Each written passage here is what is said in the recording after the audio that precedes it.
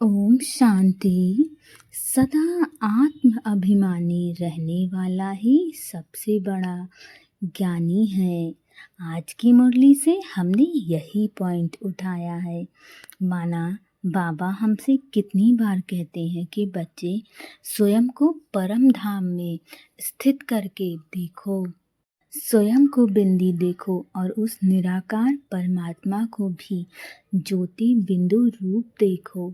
आप जितना ज़्यादा स्वयं को परम धाम में स्थित रखेंगे उतना ज़्यादा आपके जीवन में जादू होगा।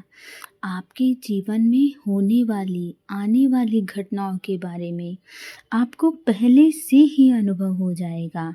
आपकी बुद्धि एकाग्र रहने लगेगी तो कितना सुंदर हो कि आपके जीवन में होने वाली घटनाओं के बारे में आपको पहले से ही पता चल जाए।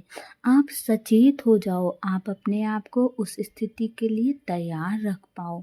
ये तो बहुत अच्छी बात है, लेकिन ऐसा तभी होगा जब हम स्वयं को आत्मा समझ करके परमात्मा को याद करेंगे, आत्म अभिमानी रहेंगे। इस संसार में रहते हुए भी स्वयं को आत्मा समझेंगे, शरीर नहीं समझेंगे। इस शरीर से हमें कोई मोह नहीं रखना है, हमें स्वयं को आत्मा समझना है और इस संसार की समस्त आत्माओं को भी आत्मा ही समझना है।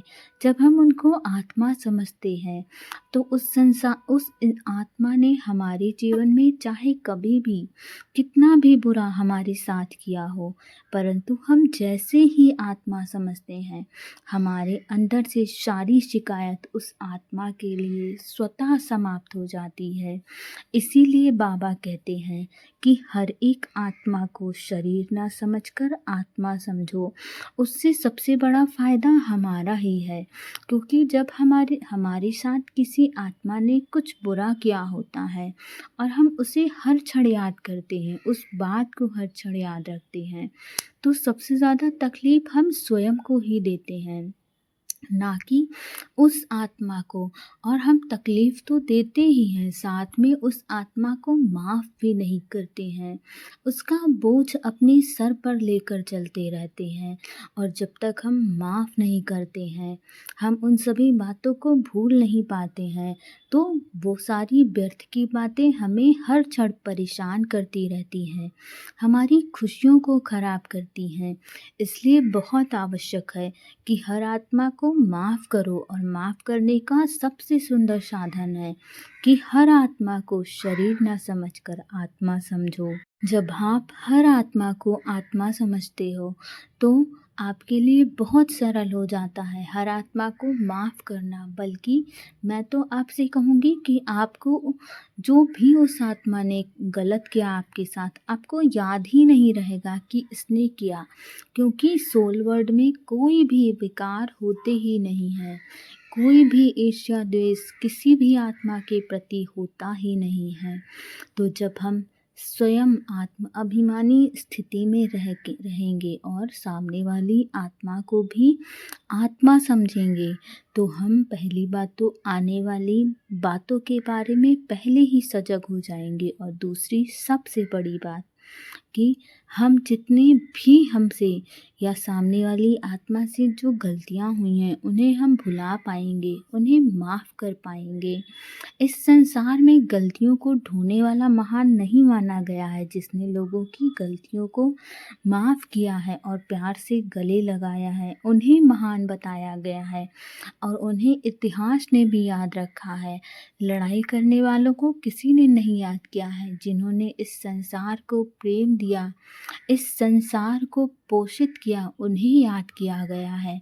तो हम तो वैसे भी देने वाली आत्मा है, हम सतयोगी आत्मा है, हम देवी देवता हैं। हमारा उत्तरदायित्व तो पहले से ही ज़्यादा है। और जब हम स्वयं को आत्म अभिमानी स्थिति में रहते हैं तो यही सबसे बड़ा बाबा का कार्य हम पूर्ण कर रहे हैं, क्योंकि जब हम आत्माभिमानी स्थिति में रहते हैं तो हमसे विकार बहुत दूर रहते हैं, व्यर्थ हमारे मन से समाप्त ही हो जाता है। और जैसे हमारे मन से व्यर्थ समाप्त होता है तो हमारी शक्ति स्वतः बहुत ज़्यादा बढ़ जाती है। फिर हम जो भी संकल्प करते हैं हमारे संकल्प सिद्ध होने लगते हैं। और फिर वही लोग कहते हैं कि देखो, इसे कहते हैं लॉ ऑफ अट्रैक्शन।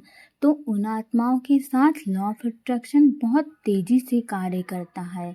इधर हमने संकल्प किया, उधर वो संकल्प पूर्ण हुआ तैयार है। ओम शांति। यदि आपको ये वीडियो पसंद आए तो प्लीज़ इसे लाइक शेयर और सब्सक्राइब ज़रूर करिए।